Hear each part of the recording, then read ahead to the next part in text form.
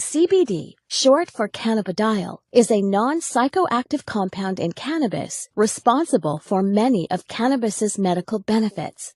On the other hand, THC, short for tetrahydrocannabinol, is the psychoactive compound in marijuana that causes the high associated with cannabis use. They are two completely separate cannabinoids, which are a class of chemical compounds that interact with special receptors in our body called cannabinoid receptors.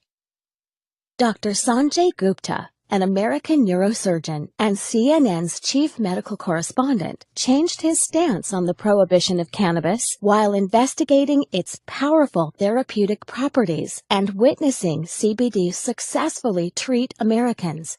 He shocked mainstream America, saying, "We have been terribly and systematically misled for nearly 70 years in the United States, and I apologize for my role in that."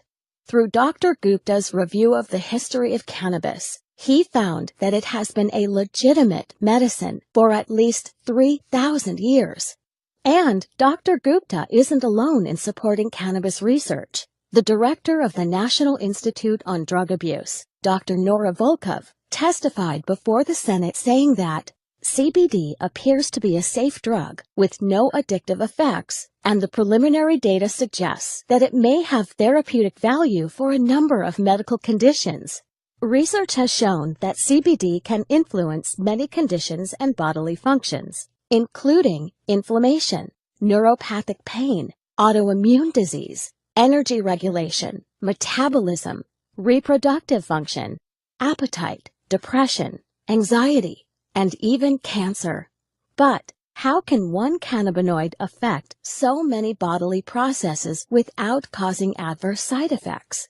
The answer lies in our biochemistry, the natural intelligence of the body. We have naturally occurring cannabinoid receptors all over our body that interact with CBD. We have these receptors because our body is constantly making its own cannabinoids. These receptors and cannabinoids make up most of our endocannabinoid system, or ECS. Our ECS is always in action, and if functioning properly, is a major factor in keeping us healthy. Many doctors now think that some people suffer from an endocannabinoid imbalance, known as clinical endocannabinoid deficiency, or CED. People suffering from CED may benefit by supplementing with cannabinoids such as CBD. CBD is the most abundant cannabinoid in hemp, a cannabis crop the federal government allowed individual states to legalize in the 2014 Farm Bill. Hemp-derived CBD is legal in all 50 states, is non-addictive, does not cause a high, and is easy to incorporate into your current health routine.